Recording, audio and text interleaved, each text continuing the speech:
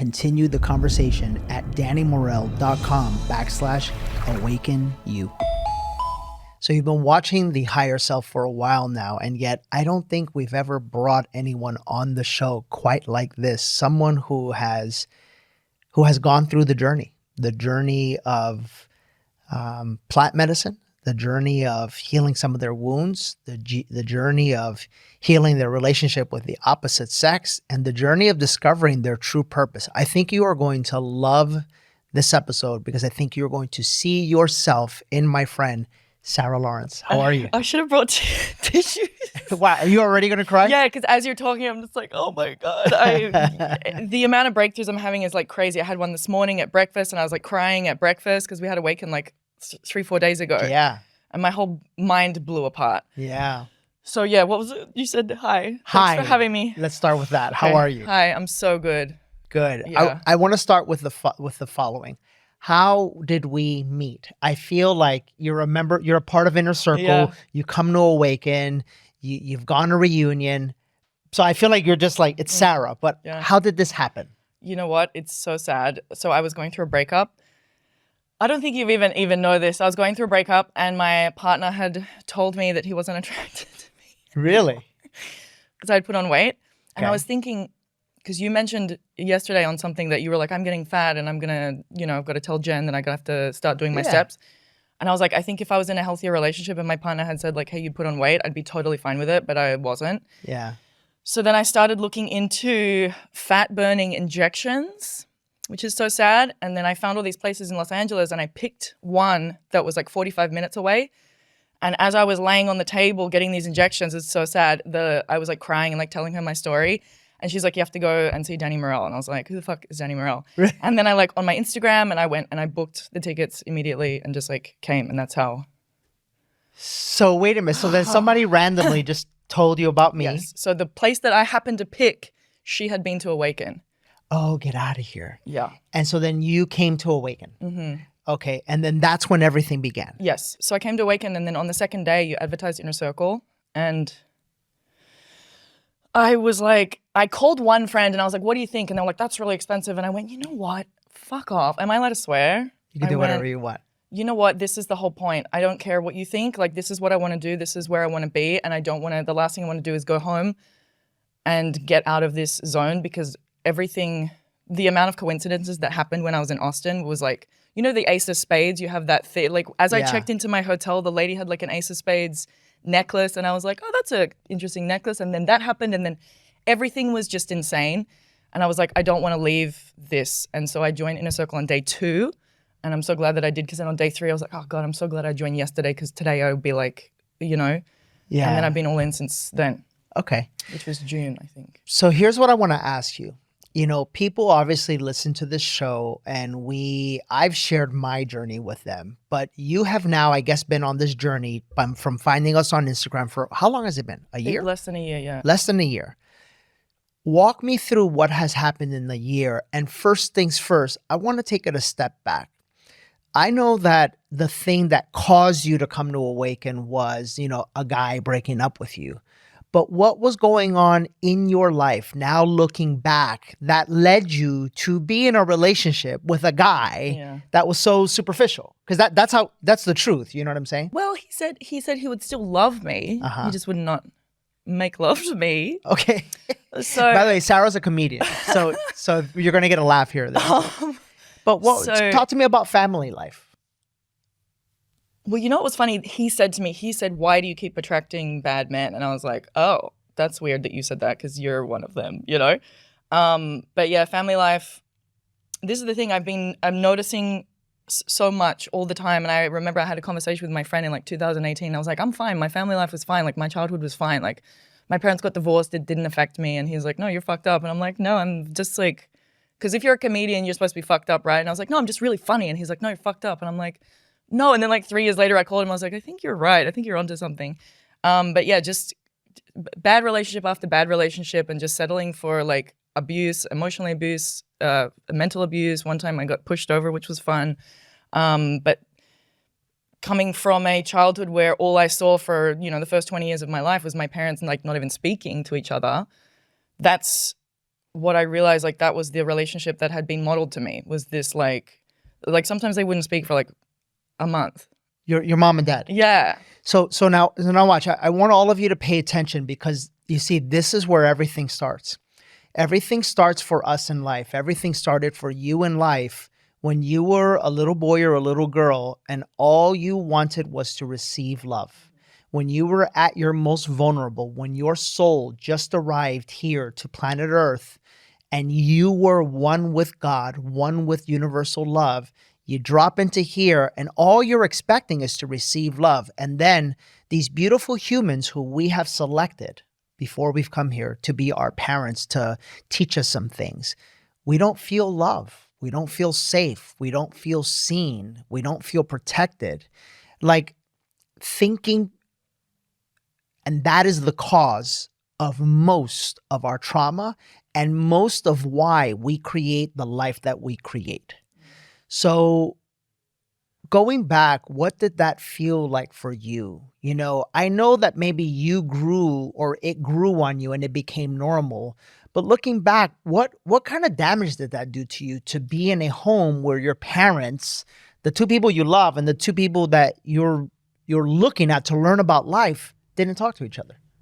Two things. First thing, I found out, my dad told me like recently something happened in our family which caused him to like stop talking to me. Essentially, when we were growing up, he was like, it was at a certain point, he was like, I just kind of left you alone. And I was like, okay, fuck, I didn't know that. Thanks for telling me that. That explains a lot. And then the second thing is I saw like, I kind of realized this in therapy a few years ago. I was like, my mom kind of was doing everything and then they still broke up anyway. So I learned that like, no matter what I do, I can like keep doing all the things, which I did do, the person will still leave, sort of. Do you understand how that reflection and that learning that your mom gave you, do you now understand? Because when we're not awakened and we're unconscious, we are literally attracting from our unhealed frequency, and we're attracting men, in this case, that no matter what you will do, will treat you bad and will leave you. Could you see the correlation now? Yeah, it's really sad. And I also realized recently, my mom is alone, and I would tell myself, I want to be alone like my mom, which is so fucking sad. Like she's doing fine and she's alone. Like I'm gonna be like that. I don't need to be with anyone. And I realized like she doesn't want to be alone. And I talked to her about this recently, and she's like, you know, not happy. And I want her to come to Awaken, because I'm like, you can find someone, but you have to fix the shit that's going on inside of you first, because she went through a lot as well. Yeah. And so she can't attract somebody. But also, you know, she thinks that it's too late for her, and I'm like, it's really not. Same with my dad. My dad has a girlfriend, but he's like very sad. And so I also, in the breath work that we had on day 3 of Awaken this time in London, I saw them like both healing their own stuff and then like coming together and hugging and like apologizing to each other, because they're both a lot happened. Like they were married for like 25 years or something, and I don't think they were happy for all of it. Yeah. And so, but they need to understand like it's not each other's fault, you know? It's just like, I forgot the question. That's all right. Good. Because this is, it's really awesome to hear you saying this, because this is real life. You know, this is, you know, we have hundreds of thousands of people that listen to this show. And I hope if you're listening to Sarah, you can understand that in many ways, your story is her story. Your story is my story. This is what causes us to finally realize, oh my God, like we're all here on a journey, you know? It's funny that people think that like their shit was fine. Like me, I thought my shit was fine. I'm like, nothing happened. People are out here getting like stabbed. Like my parents got divorced, who cares? But it's all relative to like what you're going through, you know? Sure. It's like, and every single person has a thing that happened, whether it's, somebody shared the other day, they were like, when they were 5, they had a nightmare and they ran into their dad's room and they're like, Dad, I had a nightmare, can I sleep with you? And the dad's like, no, get out of the room. And so it was in that moment that he went, okay, well, I'm not lovable and blah, blah, blah. And he's lived his whole life that way. And it's like that poignant moment of your life, you don't even realize like how it's affecting you, and it's affected every single relationship he's ever had. It's That's like right. Crazy. And every decision that you make, It affects your money, it affects your relationships, and it affects your health because essentially when you are a child and you go to your parents in a state of need, in a state of fear, what you're looking for is comfort and what you're looking for is love. And if you get the opposite, by the way, sometimes not even on purpose, sometimes accidentally because our parents are like living their own life and going through their own stresses. But if you get the opposite, and if in that moment you get rejected, then you start living from a life of rejection. And then you start creating, listen very carefully, financial opportunities to find yourself always feeling rejected. Relationships that find you always being rejected. Because you are the creator of your life, you just don't realize it. You've been creating this whole time from wounded energy, basically. You know what's interesting? I shared on a call, I said, you know, when people get broken up with or they get their heart broken, they put walls up. And then the next time they'll never love again, you know, and I've met so many people who've had like a relationship and when they're 16 to say like 23 and then they broke their heart so they'll never love again. And I was like, well, how come I've had so many relationships and I don't give a fuck? I have no walls. Every time I'm with a new person, I'm like, hey, here's all my shit. Like, I don't care, blah, blah, blah. And you go, because you never expect it to work out. So it doesn't matter because you're not going to lose anything. And I was like, fuck, Daddy. Say that again. Say that again. You said. So this was a conversation. Yeah. Yeah. I said, how come I don't have any walls when I go into a relationship? I just bare my soul. And you said, because you have nothing to lose, because you know it's not going to work out anyway, because when you go into the relationship, you go, this is not going to last. And that's exactly what I do. Yeah. And I've also gone into every single relationship not wanting a relationship because I've been in like a long-term thing and then finally got out and be like, oh God, I'm finally free. Like I want to be single for a while. And then I'll meet someone and I'll be like, nah, this is fine. I may as well just do this. And then I'm with them for 2 years. And then after that 2 years, I'm like, oh, fuck, I'm finally free again. And then I'll meet someone else like, I may as well just, you know. So I'm just in this never ending cycle of, and then also I'm picking the first guy who's in front of me, who's the worst guy ever. And I'm just like, it's funny now because I can see people as soon as I meet them, I'm like, oh, I'll never speak to you again. Like it's very clear the kind of person who I want to be with or even talk to, like have as a friend.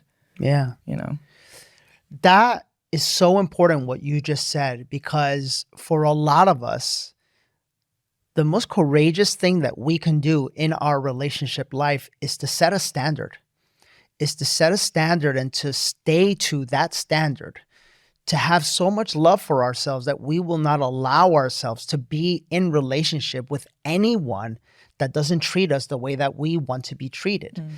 The kicker is that ultimately, however someone treats you is just a mirror for how you secretly treat yourself. Okay, right? And people say, no, but I love myself. But how do you speak to yourself, right? How do you think of yourself? How do you look at yourself, right? How do you avoid yourself?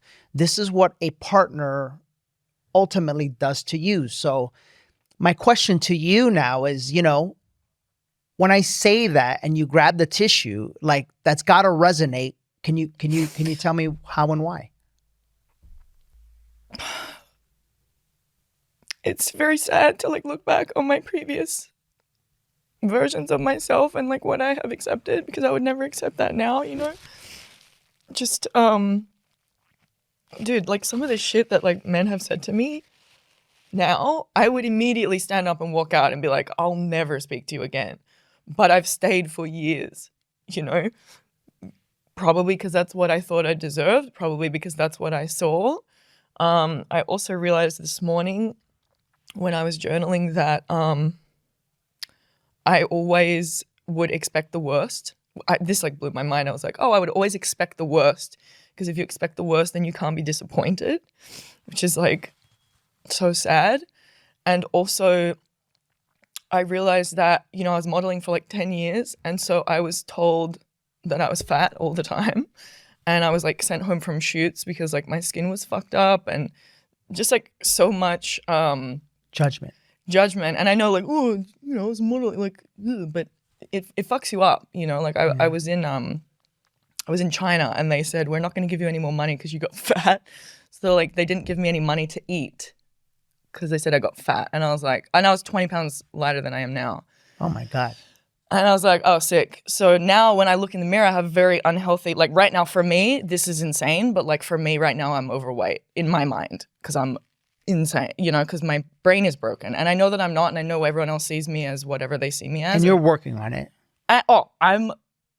So what happened in Reunion, I was there, October, like 6 months ago? Hang on, let's not hop. Okay, sorry. No, we'll get there. We'll get there in a second. By the way, I had like 6 coffees and I'm just like, and you said you were going to be late and I'll go, I'll have another coffee. And I was like, fucking. Okay, so I want to ask you this question. So you come to Awaken. Yes. Right? Which it is my belief that every human listening to this podcast needs to come to Awaken for this very reason, because we are living a limited life based off of being in our limited self, right? You come to Awaken. Could you express to me maybe the emotion, the aha moment? What was that thing in that first Awaken that made you see like, whoa, like there's more to life. There's some things that I've been blind to that maybe I actually do need to work on. What was that for you? I was trying to ask you a question for ages. I don't know if you remember this. I kept like putting my hand up and you kept like not seeing me. And so then when you finally saw me, everyone around me like clapped and I was like, yeah.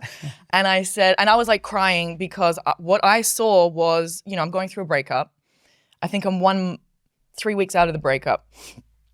And what I see is a bunch of couples there who are healing their relationship.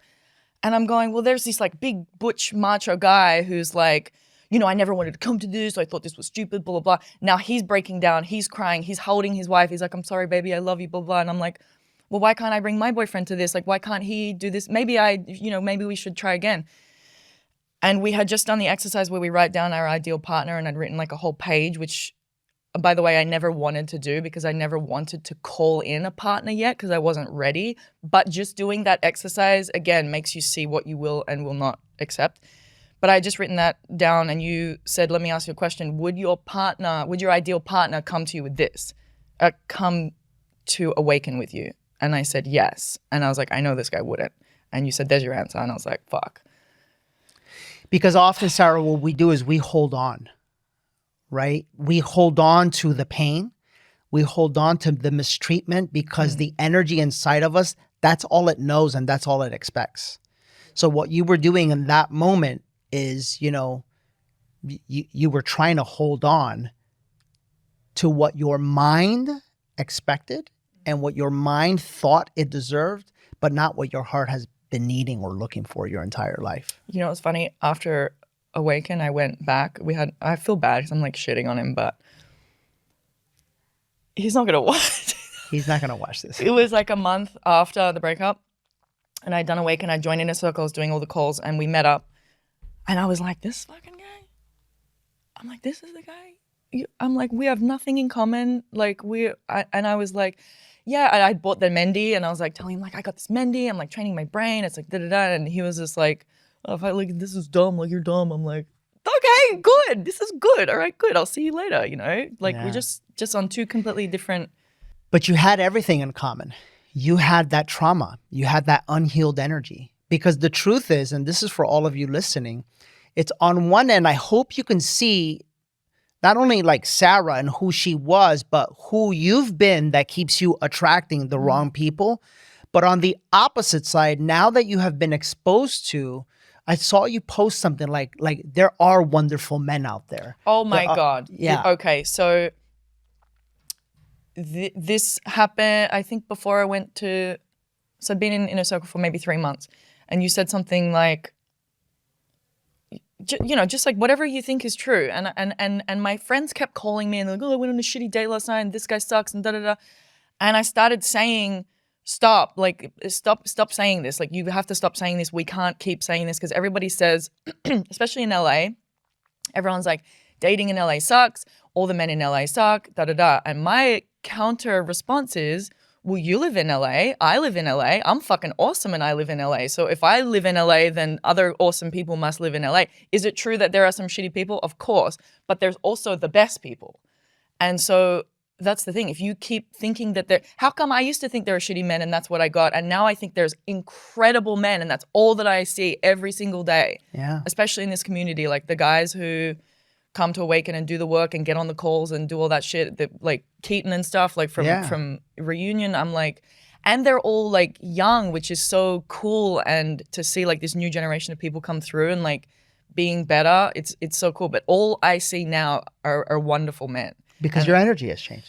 Yes, exactly. And that's, you said something like, someone goes, what would you do if you're in a bar fight and somebody glassed you or something? And you go, someone went up to Jen and like smashed a bottle and was like, hey, fucking something about a smashed bottle or a bar fight. And you go, well, I don't even have to answer that because that would never happen.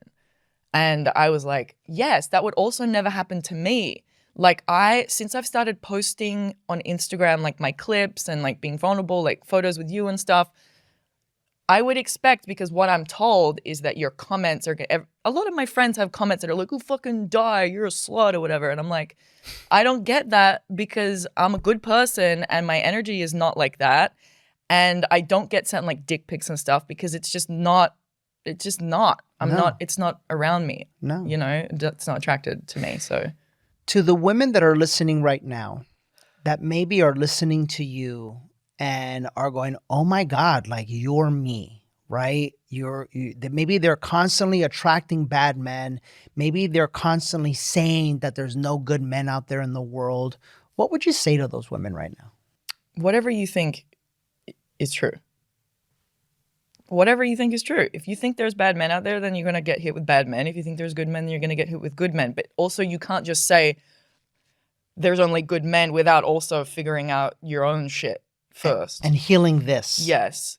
Because I think it's one thing to just think something, but it's another thing to believe it and to, because I think a year ago I wouldn't have thought there was only good men. I would also think, oh, all men are trash. I think I probably used to say that. Yeah, you know, probably. Probably, yeah. Yeah. 100% actually, yeah. It's impossible for you to have a successful relationship with another human being or a partner if you don't have a successful relationship with yourself.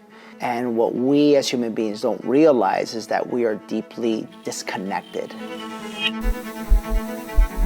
We're disconnected from Mother Earth, we're disconnected from peace, we're disconnected from love. What we do at Awaken is we curate different exercises to help you reconnect first to yourself, and then the beautiful process of reconnecting to everybody begins. And that's why Awaken is so powerful. You'll do more in 3 days at Awaken than you would do 30 years anywhere else. I was so stuck, and now I feel peace. Awakening has been the best thing we have done for our marriage. Coming here, I realized that the answers were inside of me all the time. Head on over to DannyMorel.com/awaken now to get your tickets today. Do you credit a lot of this new belief system to the healing work that you've done? 100%. Okay. 100%. And with that, I want to talk about ayahuasca. Great. So you have obviously drank the Kool-Aid. Yeah. You have trusted me, which you know I love you for, obviously. Which, by the way, I never, ever. I was like, I will never do psychedelics, ever. Like, that's crazy.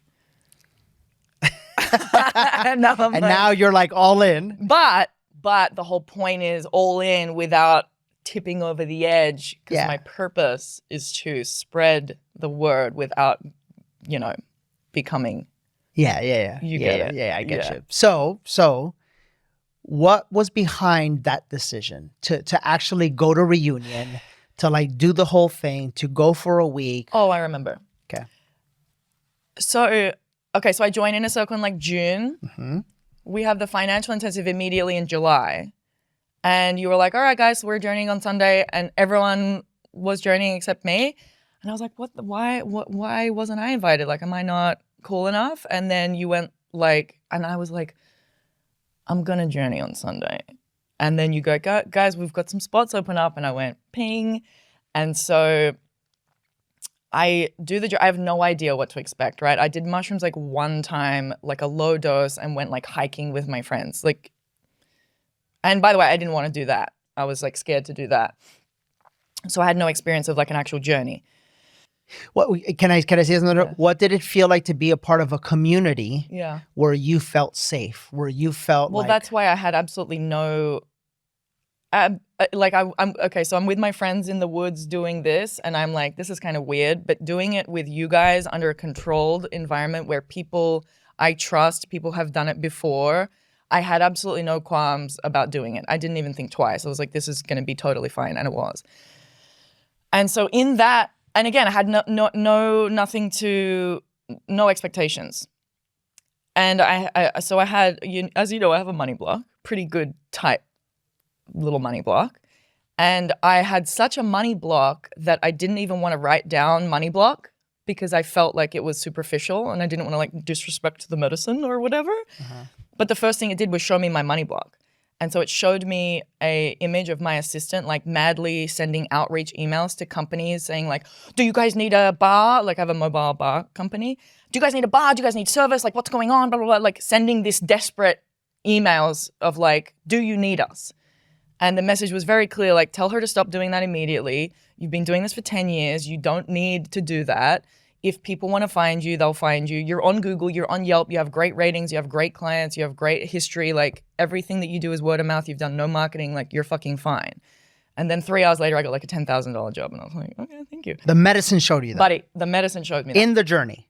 In the journey, it's the first See, thing now, it showed me. now you guys, I'm not the only, what I'm telling you is true. Isn't that so specific though? Literally, it shows me an image of her at her desk emailing client. I'm like, what the fuck? Because let's talk about that. Like what I always say is money is energy. So what was the energy? What was the Desperate. energy that by the way, that she was living in because she works for you? You get that? Ugh. So our employees and our staff, they only are the way that they are because of the energy that they feel from us. Yeah. So what was the energy? Oh, desperate. Desperate. Because I thought as well, because someone told me that I should be doing client outreach. And I was like, no, I can't do that. It's desperate. And then I was like, well, if I do it from a different energy, then it might be okay. Because instead of me going, oh my God, I need jobs, it's me going, what's a company I would like to work for? Like, let me think about it and come from it from a different angle. Beautiful. But that was the first thing. The second thing, as you know, so I had been doing stand-up for like a few years beforehand and I had quit for a couple of years, the pandemic and everything else, and I had quit. And I was really confused as to why I didn't want to do it anymore. Stand-up comedy. Stand-up. Because I was like, when I found it, I was like, oh, this is what I'm supposed to be doing. This was the thing I was supposed to be doing all along, but I never did it despite everyone in my life telling me for 30 years, hey, you should do stand-up. Because I like respected it too much. I was like, the difference between me being able to make you laugh and we know each other and it's fine, the difference between that and standing on a stage in front of 50 people who you don't know and going, oh, do you guys think this was funny? I can't do that, right? And then when I actually started it at like 32, which is very old, I was like, this is the thing I'm supposed to be doing. And I've been told my whole life, like, you can't say that and you can't do this and da-da-da-da. I'm like, I can fucking do whatever I want. And it's exactly what you told me. Anyway, so then I was upset because I was like, how come I don't want to do this thing anymore? And I was getting like panic attacks before I went on stage. If I got booked for a show, I would freak out about it for weeks. Like, I don't want to do the show. I don't want to do the show. I was like freaking out and I hated it. And I was like, I think I have to stop. And so I had stopped for like 2 years. And then in the journey, so this all over the place, but we're at the financial intensive. Tim's just done his like incredible speech about the finite game and the infinite game. And I'm looking at you and I'm going, oh, I want to work for this guy. I'm like, how can I work for you? And I was like, well, I'm not going to be like your secretary. I was like, maybe I could do like speeches. I'm like, maybe. And I'm like, no, that's your thing. Your thing is the motivational speech. I'm like, how can I work for this guy? And then in the journey, the message, again, was very clear. The way I work for you is by getting the message out through the medium of jokes because it's an accessible thing. I'm not like preaching. I'm not doing this or that. And it showed me on stage, like from behind to like talking to like thousands of people in a crowd. And I was very clearly like doing stand up.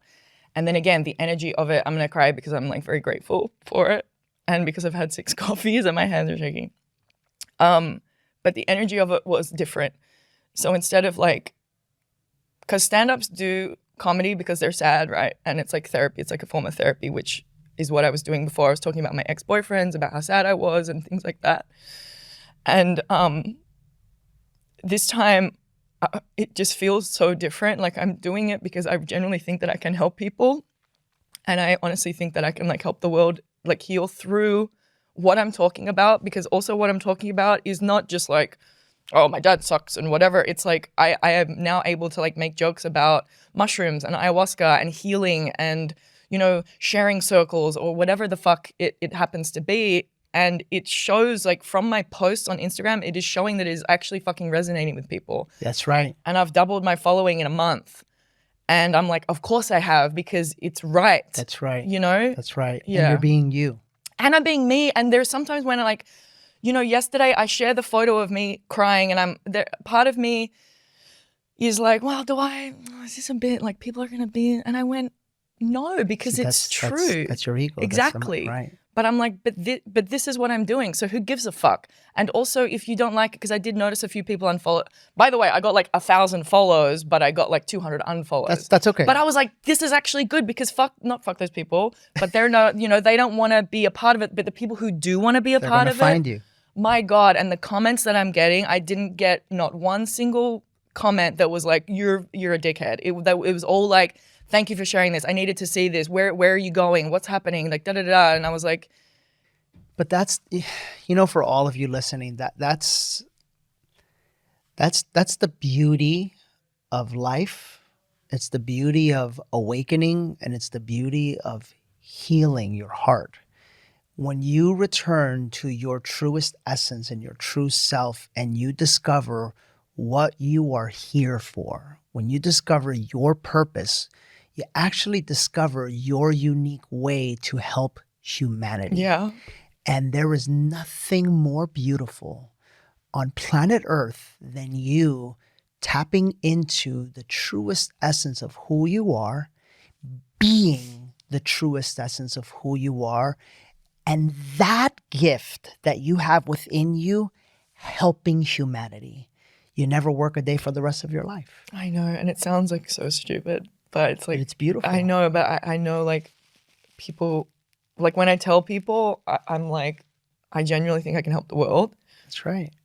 But it's true, and I will, and like, you'll see, you know, but I was like walking along yesterday, and I'm like, fuck it, I found my purpose, you know, and it's like crazy to say that. And I'm just like very grateful. It's beautiful, huh? Thank you. Yeah. So, ayahuasca. Okay. So then you decided. So because of that, I went, well, Jesus. This was so cool. I do mushrooms one time and discover my whole fucking life's purpose. Everything, by the way, everything changed in that journey too, because I was, you know, as you know, if anyone follows me, I'm very self-conscious about being tall. I feel gross. I'm gonna take my shoes off and cross my legs.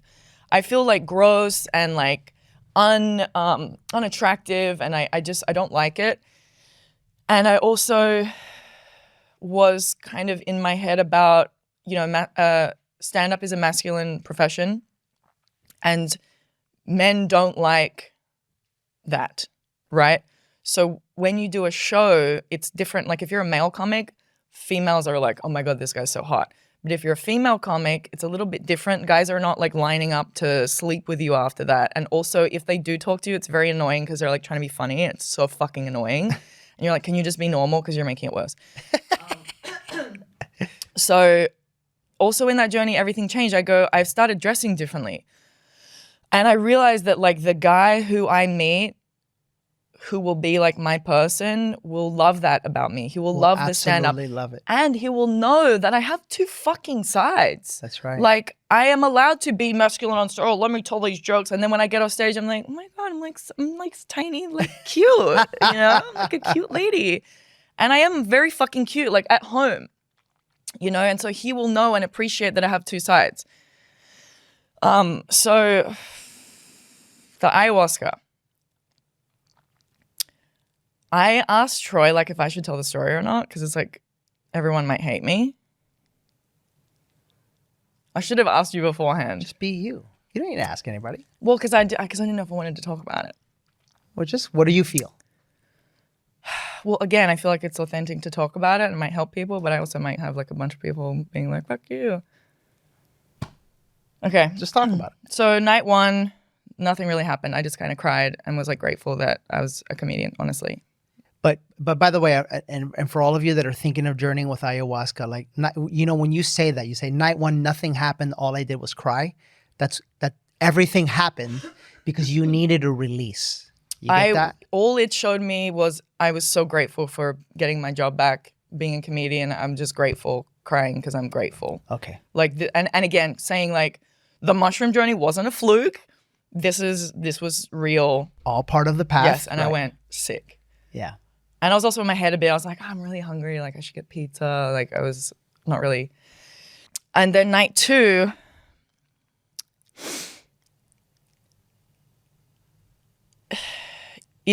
So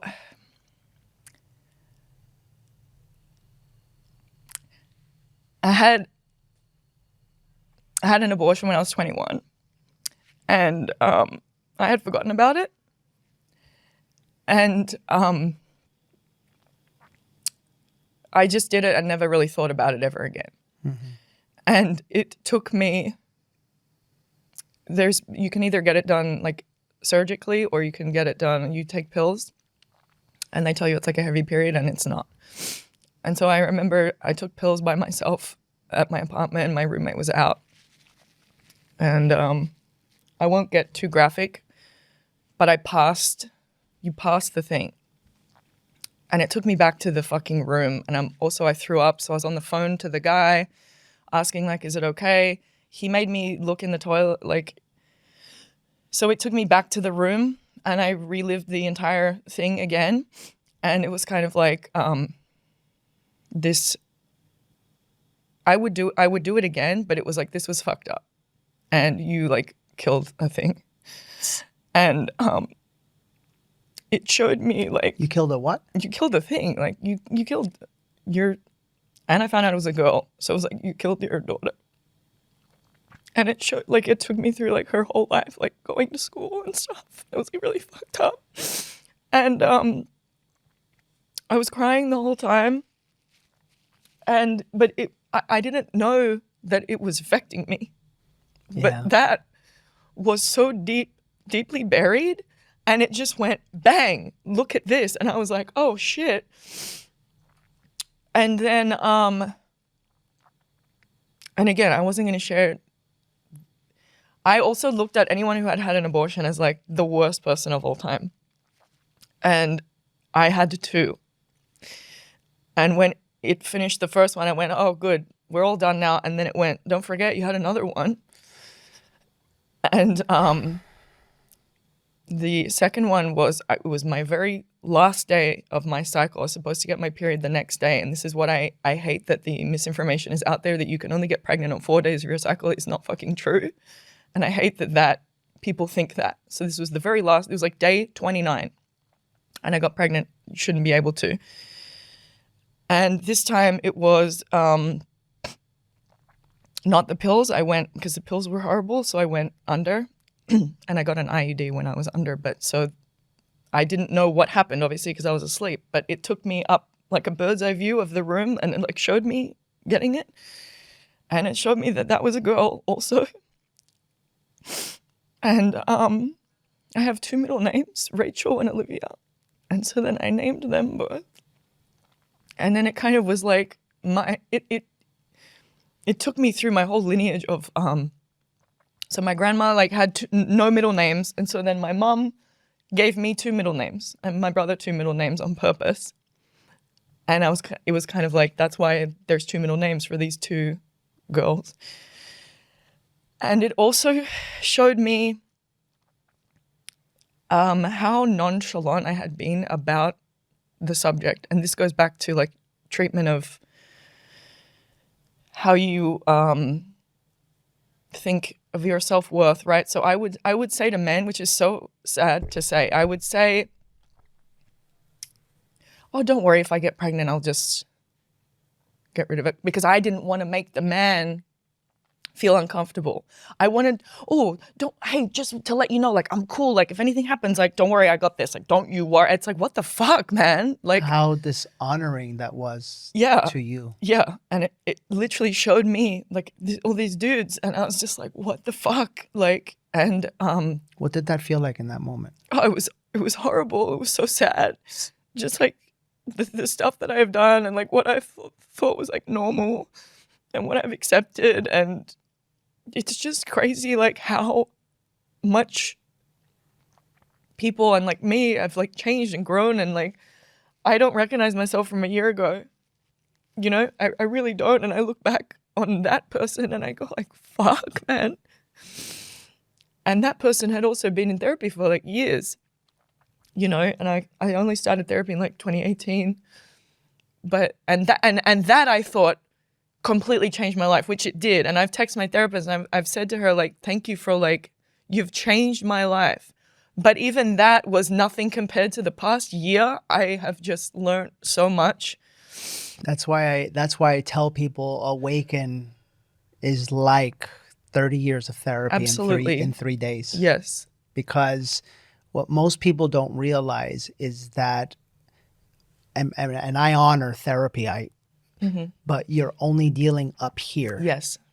There is so much stuck down here from your throat to your sexual organs and everything in between that energetically is stuck in your body, in your energy, in your frequency, and it is keeping you from discovering who you are, and it is literally keeping you from discovering the life of abundance that you could be living here on this planet. Yeah. And that's when you as a human being have to understand that the awakening and healing process is not just up here.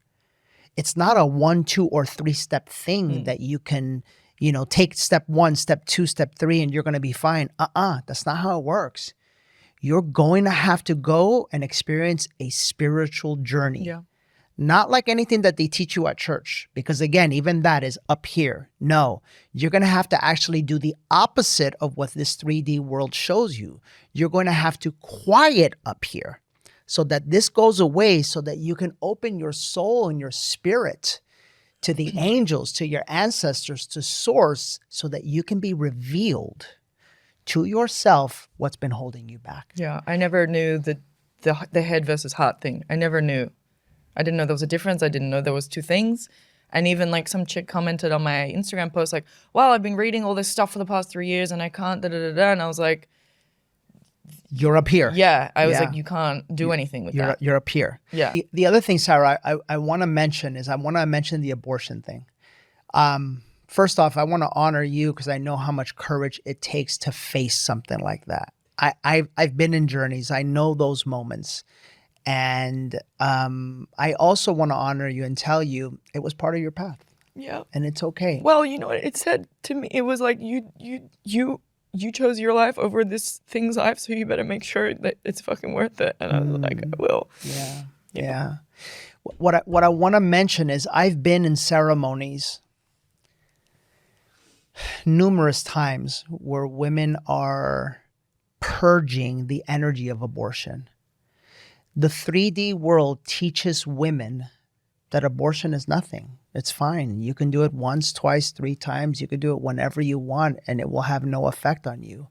And I want to be careful in what I'm saying because I honor the woman's right to choose whatever she's choosing. And yet my message to women out there is understand that the choice you are making to abort another life is going to have energetic, spiritual, and physical ramifications on your body, your energy, your frequency that is so deep that it's going to stay with you until you go face it and until you go deal it. Because ultimately what is happening is when you are making the decision to have an abortion, that is masculine, that is your mind, you are disregarding, please listen women, you are disregarding your heart, your feminine, the sanctity of your womb. And I understand it because the 3D world tells you, live up here. Don't worry about here. Don't worry about this. Are you crazy? But when you're ready to awaken and you're ready to return to your heart, you truly can't return to the truth of who you are. You truly can't return to your heart until you clear that energy. And I've been there. I've held women's hair in ceremony where they're purging like for hours and they never realized, oh my God, I didn't realize how much pain this caused my life. And it's part of the process. to heal that. I love what you're saying, but I do also want to say, like, Say it. it Yeah. is the right decision so it was absolutely the right decision for me. Absolutely. But I did what you said, which was, whatever. Yeah, it's fine. Just, and I remember I went to the doctor and I was like, hey, I need an appointment. And she goes, no, Right. you have to think about this for 2 weeks. And I was like, I am 21 years old, ma'am. There's no way. And I didn't think about it. And it was just not this, it's not like this, but it was just on a to-do list almost. Yeah. And I never thought about it. And that's why it was so crazy when it literally, clear as day, bang, look at this. And I was like, whoa, I haven't thought about this in 20 years. Wow. So yeah, that's so interesting. I think that's the fascinating part about it. And the fascinating part is that not just, anything, we make these decisions in life about anything, and we don't realize like how much they've been a part of us and how much they've been weighing on us, quite frankly. Yeah. So then the end of that ceremony. Oh my God. The coolest. So I wept and wept and wept for, I want to say, 3 hours, got everything out. It was it was just, again, I didn't know so much hurt was so deep in me, and just wept. And then threw up for 1 second. I just went, finished the thing, sat up, went, blah, got that out, and then it was over, right? But it was the best night of my life. I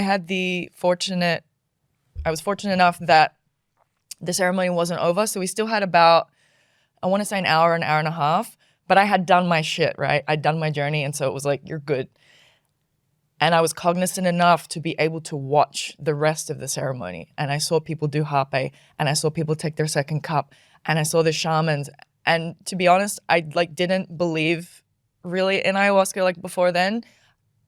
Like I say in the special, I was like, this is kind of bullshit. Because the first night I didn't see anything. And I was like, this is kind of bullshit. What the fuck are we doing? We're all wearing white. We're drinking drugs. We're in a dark temple. I'm starting to feel like, we're in some weird thing. Right. But then when that happened to me, I was like, fuck, these shamans need to be paid 10 times more than they're getting paid. I was able to watch the care that they took with everything. The love, right? The sanctity, the the love, beauty. the Yeah. tradition. There was one point where he was doing the hape. Oh, and by the way, the care also that they take, someone's getting sick, 3 people taking them back to their seat, holding their head, so much care and love. And he had finished the hape ceremony, he was calling for the second cup. And so he put away all his little hape bits. And then he pulls out the second cup and he starts getting all that ready. But then some girl comes forward and she's like, I want hape. And so he immediately gets away all the second cup stuff and then lays back out the hape stuff. And I'm like, there's a fucking ritual to this. This is specific. This is sacred. This guy knows what he's doing. Yeah.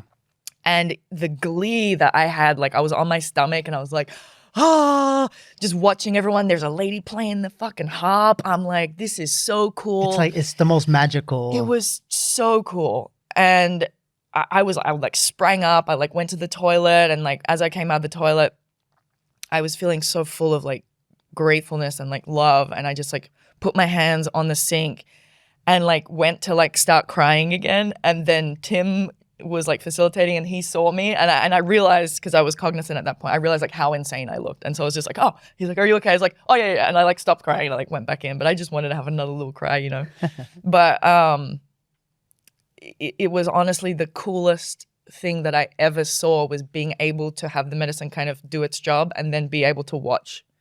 That's when everything changed. Yeah. I had a moment like that too, because my first ceremony was the scariest of my entire life. Is that when you were getting lemons? Yeah.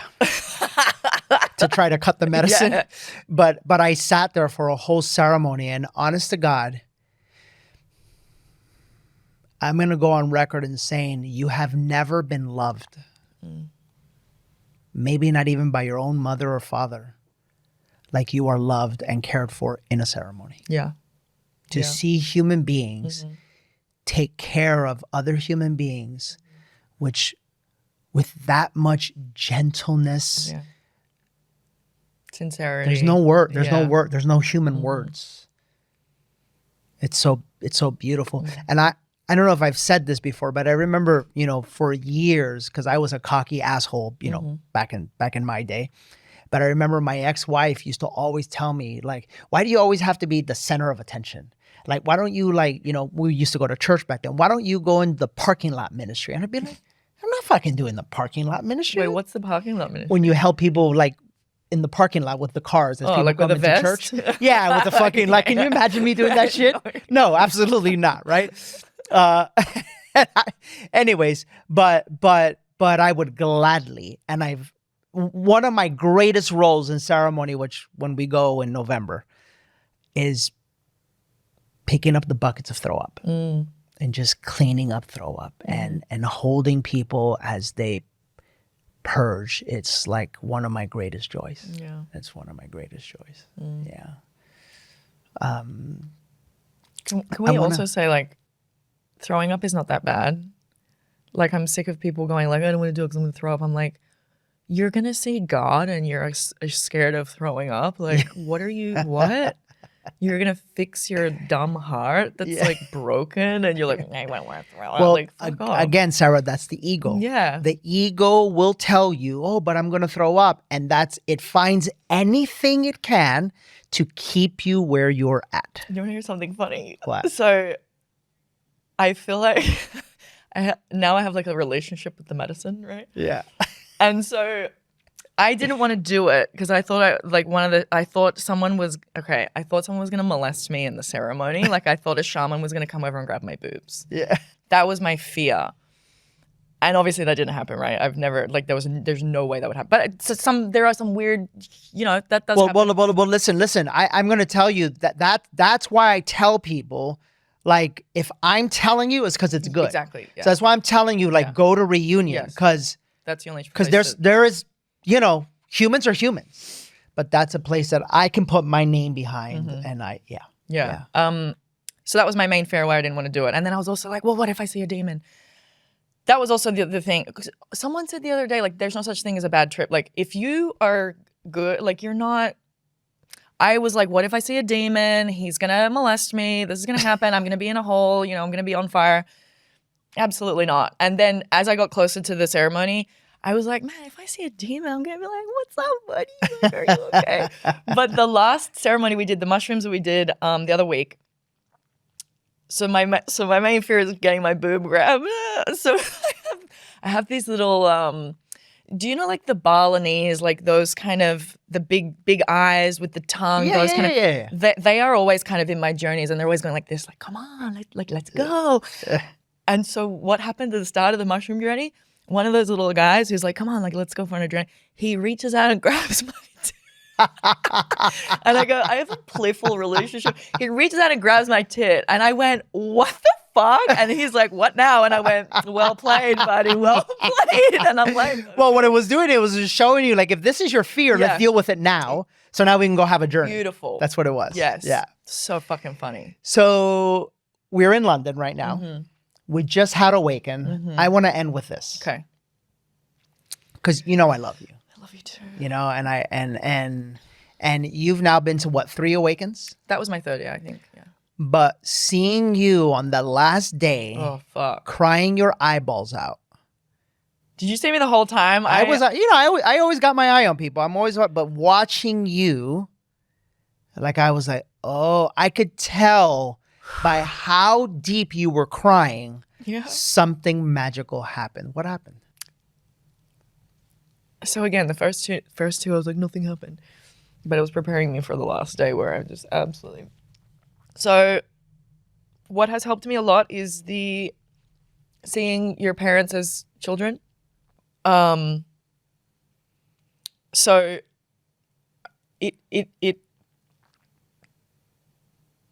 okay. I saw my parents hug for the first time.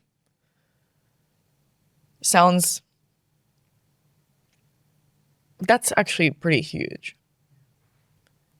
I never saw these people hug, kiss, hold hands, nothing. I actually don't remember them, like, ever having a joke. So I see them hug for the first time, and I see them, like, coming to Awaken, and I was like, I'm going to, the next time, that's why I was asking when it's going to be in Australia, because I'm like, they both have to go, no excuses, but I know my dad's not going to my mom would do it, but my dad's gonna be like, oh, it's fucking bullshit. I'm like, hey, this is my dying wish. Like I'll never ask you for anything. Like, please do this for me as your daughter. Like, it's not for me, it's for you. And I just saw like how hurt like they both were by themselves and by their parents and by each other. And I saw them hug for the first time and just understand like, it's okay and I'm sorry. And they like apologized to each other. And it was fucked. It was so cool. And I feel like this last one really like blew me apart. And I've learned just so much just in the past few days, like journaling and stuff of like my things, you know, that I'm, whatever I think about myself, and seeing my dad as like his woundings is very, very helpful to me. Yeah. Because it's not his fault. And then I had this whole other mini journey within that after they hugged of like this poor guy, like he wants to be loving. He wants to, he doesn't know how to. That's right. That's right. And that was like huge. And then I cried for him because I was like, this poor guy is going to die and just be so sad and angry. And I don't want that for him. Yeah. Yeah. That's right. Well, we'll get him to awake. I think, and then, so I wrote, Essen was like, why wait till it goes to Australia? And I go, okay, bitch. I go, Dad, what are you doing in July? Come to LA. I have the fucking hotel room. Just come to LA, man. Just come. It'll happen. It'll happen. It'll happen. Yeah. Final thoughts for, this has been 9 months of cracking that hard shell, breaking down all those barriers around your heart, so much so that you are now sitting here, you can't stop crying, which is a beautiful thing. It's a beautiful thing because you're just releasing, you're just purging, Final thoughts for you. What has this journey been like? And then final thoughts for the people that are out there listening that maybe all they've done is listened every week. And what would you say? I just don't know why people don't want to work on themselves. This was a big thing in my past relationship. I worked on myself like this, and this person did nothing. I'm like, go to therapy for 1 hour, just do something. But I'm like, how come it's my life's work to be the best version that I can be, and you don't give a fuck? It's baffling to me. It's baffling to me the people who go to Awaken and don't sign up. It's baffling for me people. But again, I was there. By the way, I was a troll when I was like 21. I was like, fuck yeah, I was doing that. And I'm like, I love doing it. Like, I loved it. And so I get why people are doing it and they're not ready to, but it's like, that's okay. At a certain point, the best thing that happened to me was at the certain point when I went, oh, it's my fault. And I was talking to someone else about that, and they're like, you're a victim blaming. I'm like, no, how about this? I've never been cheated on. If you're someone who you've been cheated on every single, you've had 10 relationships, you've been cheated on every single one, that's your fault. Like, does that, and that's also triggering for people, but I don't think I'm going to get cheated on. I have no reason to be cheated on or to cheat. But this person who's been cheated on 10 times, there's not a correlation between maybe you're doing it to yourself, right? Maybe there's, And so it's my fault I've been in bad relationships. And like with inner circle, like, I've told someone before about inner circle. I'm like, so I'm trying to explain the value. I'm like, we have 4 retreats per year. We have 4 events that are open to the public. We have like 4 or 5 calls per week. They're like, 4 calls per week? Like, that's so much work. I'm like, bitch, what the fuck else are you gonna do but work on yourself? I'm like, I love the fact that there's 4 calls per week. If I signed up and you said, we'll see once a month, I'd be pissed off. But the fact that I can get on a call every single fucking day, like we had the relationship thing yesterday with Renee, and I'm reading through like what she's saying about like skills that we should all have, like listening, waiting till the other person's finished talking, and I'm reading through it and going, this is why the relationship with my brother has healed.